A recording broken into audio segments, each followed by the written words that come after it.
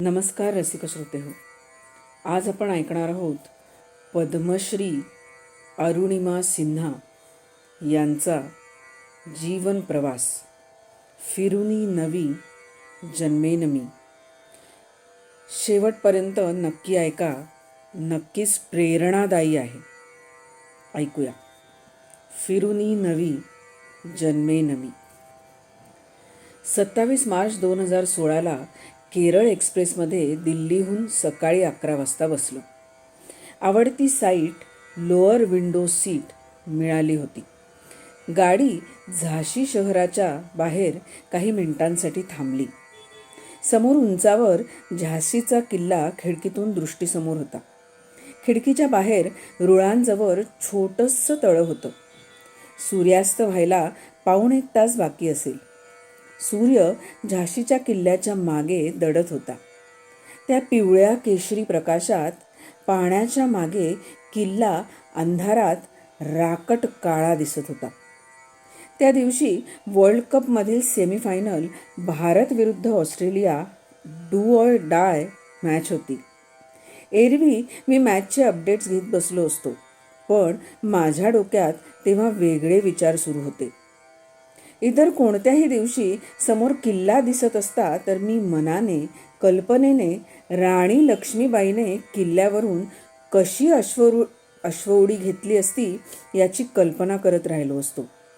पण त्या दिवशी झाशीच्या किल्ल्याकडे बघताना एका वेगळ्याच व्यक्तीची आठवण मला येत होती. त्याच व्यक्तीबद्दल माझ्या मनात आदल्या दिवशीपासून विचार सुरू होते. मित्राला त्या व्यक्तीबद्दल एक वाक्यही बोललो होतो. आणि काय आश्चर्य, डोळ्यासमोर तेव्हा झाशीचा किल्ला होता. गाडी थांबलेलीच होती. डोळ्यासमोर व्यक्ती येत होती ती अरुणिमा सिन्हा. 23 वर्षाची हे नॅशनल व्हॉलीबॉल खेळाडू मुलगी 12 एप्रिल 2011 घरून दिल्लीच्या नोकरीच्या मुलाखतीसाठी निघाली. सगळ्यांच्या शुभेच्छा घेऊन घरातून निघताना तिच्या घरच्यांना किंवा तिलाही कल्पना नव्हती नियतीने तिच्यापुढे काय वाढून ठेवलंय. लखनौहून ती पद्मावती एक्सप्रेसमध्ये जनरल डब्यात चढली. रात्री डब्यात काही तरुण हातात चाकू घेऊन डब्यात घुसले. सगळ्यांना धमकावून जे मिळेल ते लुटू लागले. कोणत्याही प्रवाशाने विरोध केला नाही. तिच्या गळ्यात सोन्याची चेन होती. ते दरोडेखोर तिच्याजवळ आले. एकाने तिला चेन देण्यासाठी दरडावले आणि दुसऱ्याने तिच्या गळ्यापाशी हात नेऊ केला. तिने विरोध केला. ती म्हणाली, मैं अपनी चेन नहीं दूंगी. ती विरोध करू लागली. एकाने तिच्या पोटावर लाथ मारली. तिच्या गळ्यातील चेन ओढून घेतली, पण ते पिसाळले होते. कोणीही विरोध करत नसताना एक मुलगी आपल्याला विरोध करतीये हे त्यांना पचलं नाही. ट्रेन भरधाव सुरू होती. त्या नीच उलट्या काळजाच्या लोकांनी तिला ओढत दरवाजापाशी नेले आणि भरधाव वेगातील रेल्वेतून बाहेर ढकलून दिले. रात्रीची वेळ. ती जोराने आदळली. कमरेपासून पायाची हाडं मोडली. चेहऱ्यावर जखमा झाल्या. ती जिथे आदळली त्याला लागून दुसरा रेल्वे मार्ग होता. दुसऱ्या ट्रॅकवरील रुळांवर तिचा पाय होता. तिने उठण्याचा प्रयत्न केला, पण ती उठू शकली नाही. पाय हलत नव्हते. समोरून एक रेल्वे त्याच ट्रॅकवरून येत होती. ती तिच्या पायांवरून गेली. रात्रभर रेल्वे येत जात होत्या. रुळाखाली उंदीर तिचे पाय केस कुरतडत होते. रेल्वेतील मलमूत्र तिच्या चेहऱ्यावर, अंगावर पडत होते. बऱ्याच वेळानंतर तिची शुद्ध देखील हरपली. एका प्राथमिक आरोग्य केंद्रात तिला भरती करण्यात आलं. तिला जाणवलं सकाळी कोणाला तरी ती ट्रॅकवर पडलेली भेसूर अवस्था झालेली दिसली. तिचा पाय कापण्याचा निर्णय झाला. तिच्या समोर तिचं व्हॉलीबॉल करिअर अक्षरशः संपताना तिला दिसत होतं. सर, अपने पास क्लोरोफॉर्म नहीं है. तिच्या कानी कोणाचे तरी शब्द पडले. लवकरात लवकर विष पुढे जाण्यापूर्वी पाय कापणं गरजेचं होतं. तिने डॉक्टरांना स्वतः सांगितलं. मी रात्रभर इतक्या वेदना सहन केल्या आहेत की आता मी हे सुद्धा सहन करू शकते. तुम्ही क्लोरोफॉर्म शिवाय माझा पाय कापा. तिचा पाय कापण्यात आला, क्लोरोफॉर्म शिवाय. त्याही वेदना सहन केल्या तिने. काय मानसिक अवस्था झाली असेल तिची त्यावेळी. शारीरिक वेदना तर सहन करण्यापलीकडे होत्या. त्यानंतर तिला दिल्लीत एम्स हॉस्पिटलमध्ये भरती करण्यात आलं. या काळात मीडियाने अत्यंत नीच आरोप करत तिलाच दोषी ठरवलं. अरुणिमाकडे तिकीट नव्हतं म्हणून तिनेच बाहेर उडी मारली, अशा बातम्या वर्तमानपत्रात, न्यूज चॅनलवर आल्या. ती आतून तुटत होती, मरत होती. त्यावेळी तिने एम्स हॉस्पिटलमध्ये स्वतःपुढे एक विलक्षण एम ठेवलं. आयुष्यातील सगळ्यात मोठी खेळी खेळण्याचं ठरवलं. तिने ठरवलं माउंट एव्हरेस्ट सर करायचं. सगळ्यांनी तिला मूर्खात काढलं. अरुणिमा या अपघातामुळे ठार वेडी झाली आहे असं लोक म्हणू लागले. सामान्य लोकांना, हिशोबी सुशिक्षित जगणाऱ्यांना हे माहीत नसतं की वेडे लोकच इतिहास घडवतात, क्रांती घडवतात, वेगळं पाऊल टाकतात, वेगळी पाऊलवाट तयार करतात. अरुणिमा सिन्हाला कृत्रिम पाय लावण्यात आले. ती हॉस्पिटलमधून भावासोबत बचेंद्री पाल यांना बिहारमध्ये भेटायला गेली. बचेंद्री पाल या प्रथम भारतीय स्त्री माउंट एव्हरेस्टवीर आहेत. त्यांनीही तिला प्रथम विरोध केला, पण अरुणिमाची जिद्द बघून त्या म्हणाल्या, तू आधीच तुझ्या मनात एव्हरेस्ट सर केलंय, आता फक्त लोकांना ते दाखवायचं शिल्लक आहे. त्यांनी तिला पूर्ण पाठिंबा दिला. पण कर्म तर तिलाच करायचं होतं. भारतात एकूण 4 केंद्र सरकार आणि संरक्षण मंत्रालयाखाली येणारे पर्वतारोहण केंद्र आहेत. येथील प्रशिक्षण किती कडक आहे हे ट्रेकिंग ग्रुपसोबत मजामस्ती करायला, सेल्फी काढायला जाणाऱ्या लोकांना कळू शकणार नाही. या 4 मध्येही सगळ्यात कडक आणि कठीण 2 केंद्र, दार्जिलिंगचं आणि उत्तर काशीचं जवाहरलाल नेहरू पर्वतारोहण केंद्र. अरुणिमाची रवानगी उत्तर काशीच्या केंद्रात झाली.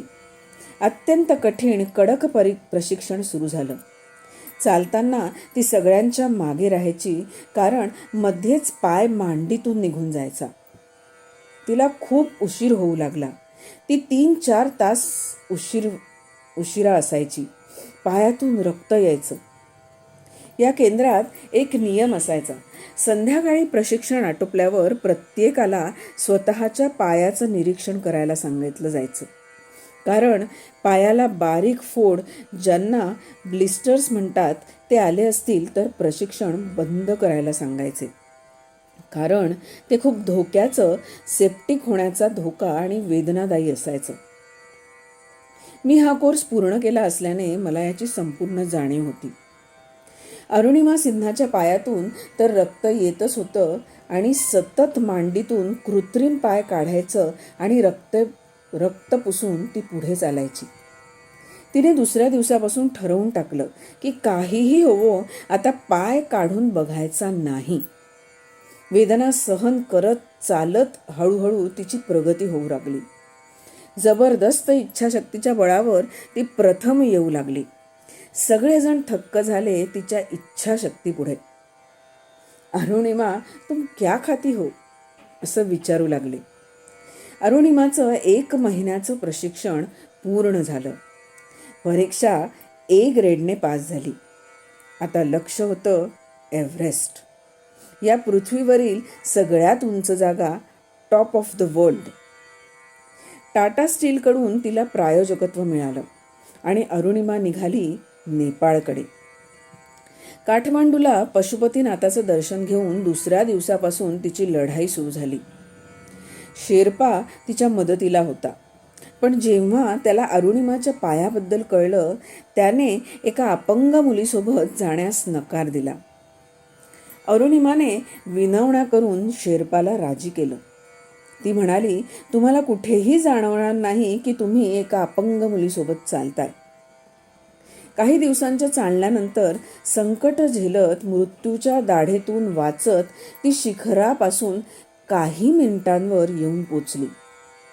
रस्त्यात अनेक प्रेते दिसली. तेव्हा तिच्या समोर एक जर्मन पर्वतारोही पाय घसरून मरताना दिसला.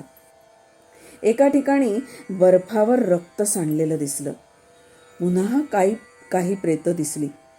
त्या सर्व प्रेतांना ओलांडून ती समोर गेली आणि शेवटी एव्हरेस्ट शिखर सर केलं. एप्रिल 2011ला तिचा अपघात झाला आणि 21 मे 2013ला सकाळी 10:55 ती पृथ्वीवरील सर्वात उंच जागेवर उभी होती. She was actually on the top of the world. पण अजूनही एक फार मोठं संकट बाकी होतं. तिचा प्राणवायू संपत आला होता. तिला जाणीव झाली होती की जिवंत परत जाऊ शकणार नाही.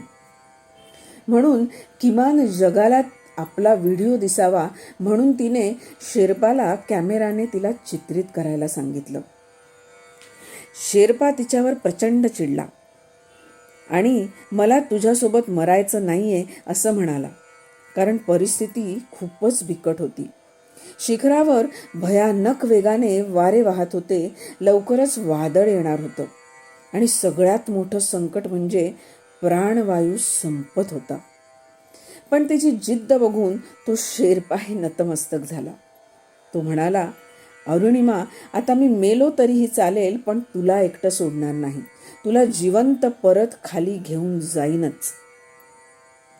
वेगाने ते परतीला निघाले. पण तिचा कृत्रिम पाय सतत मांडीतून निखळत होता. त्यामुळे तिला चालताना खूप त्रास होत होता. पण ती जी शर्यत लागली होती मृत्यूबरोबर, तोही वेगाने तिच्या मागे येत होता, तिला बाद करण्यासाठी, झडप घालण्यासाठी. तिच्या डोळ्यातून अश्रू येत होते. उंच ठिकाणी चालताना तोंडात लाळ निर्माण होत असते. तिच्या तोंडातील लाळ खाली पडताना टक असा आवाज येईल, कारण खाली पडेपर्यंत त्याचा बर्फ होत होता. अश्रूही खाली ओघळताना बर्फ होत होते. तिचा हात काळा निळा पडला होता. फ्रॉस्ट बाईट, बर्फबाधा म्हणतात त्याला. हात सुद्धा कापावा लागणार होता, पण ती जिवंत राहिली तर. चालता येत नव्हतंच. शेवटी तिने एक भयंकर निर्णय घेतला. तिने पाय काढून टाकला आणि तशीच स्वतःला घासत चालू लागली. एका हातात स्वतःचा एक पाय. काय दृश्य असेल ते. देव जगात असेल तर तोही इतक्या उंचावर जवळून तिला बघत असेल तर त्यानेही तोंडात बोटं घातली असती. एव्हरेस्ट मोहिमेदरम्यान सगळ्यात जास्त मृत्यू हे परत येताना होतात. त्या क्षणी अरुणिमाकडे फक्त 5 मिनिटांचाच प्राणवायू शिल्लक होता. दोघांनाही माहीत होतं आता तिचा मृत्यू अटळ. आणि नेमका तेव्हा एक ब्रिटिश पर्वतवीर जास्तीचा प्राणवायू सिलेंडर सोबत दिसला. त्याला त्या सिलेंडरचं वजन होत असल्याने त्याने तो सिलेंडर तिथेच टाकून दिला. शेर्पा धावत तिथे गेला. सिलेंडर अर्ध भरलं होतं. त्याने ते प्राणवायूचं सिलेंडर आणून अरुणिमाच्या पाईपला जोडलं आणि अरुणिमाला पुनर्जीवन मिळालं. अरुणिमा सिन्हाला 2015 पद्मश्रीने गौरवण्यात आलं. मी आदल्या रात्री एका कार्यक्रमात प्रत्यक्ष अरुणिमा सिन्हाला ऐकून बघून आलो होतो. तेव्हा मी मित्राला ओरडून म्हणालो, ही आजच्या काळातली झाशीची राणी. त्यावेळी संध्याकाळी मी झाशीच्या किल्ल्यासमोर होतो. खिडकीतून बघत होतो, पण डोळ्यासमोर राणी लक्ष्मीबाई येत नव्हती. दिसत होती ती आजच्या काळातली झाशीची राणी, एव्हरेस्टवीर, पद्मश्री अरुणिमा सिन्हा. त्या काळात मी खूप नैराश्याने ग्रासलो होतो. करिअरपासून सगळीकडेच नकारात्मक वाटत होतं. पण अरुणिमा सिन्हाला ऐकल्यावर माझ्यात उत्साह संचारला. मी दररोज व्यायाम, सूर्यनमस्कार आणि धावण्यास सुरुवात केली. भीती दूर पळत गेली. इतकं कोणासोबत वाईट घडल्यावरही त्यातून एक व्यक्ती इतक्या पुढे जाऊ शकते, तर मी तर धडधाकट आहे. कारण तिच्या इतक्या शारीरिक आणि मानसिक वेदना सहन केलेली मी तरी कोणी व्यक्ती आजवर बघितली नाही. अरुणिमा सिन्हा हे जिवंत उदाहरण आहे सकारात्मकतेचं, जिद्दीचं आणि विलक्षण इच्छाशक्तीचं. वाईट लोकांनी तिला अपंग केलं. तिने भारतातील कृत्रिम पायाने एव्हरेस्ट सर केलेली प्रथम व्यक्ती हा इतिहास रेकॉर्ड करून दाखवला. मी या जन्मात आधुनिक झाशीच्या राणीला बघितलं आहे. जेव्हा जेव्हा वेदना होतात मनाला, तर अरुणिमा सिन्हा आठवते. कारण तिच्या मानसिक आणि शारीरिक वेदनांपुढे माझ्या वेदना मला तृणवत वाटू लागतात. खरोखरच रसिक श्रोते हो, आपण जर जिद्द, इच्छाशक्ती आणि जीवनाकडे किंवा प्रत्येक गोष्टीकडे बघण्याचा दृष्टिकोन जर सकारात्मक ठेवला, तर कितीही अडचणी आल्या तरी आपण आपलं ध्येय नक्कीच गाठू शकू. याचं उत्तम उदाहरण म्हणजे अरुणिमा सिन्हा. लिखाण कसं वाटलं, आपल्या प्रतिक्रिया नक्की कमेंट बॉक्समध्ये नोंदवा. मनापासून धन्यवाद.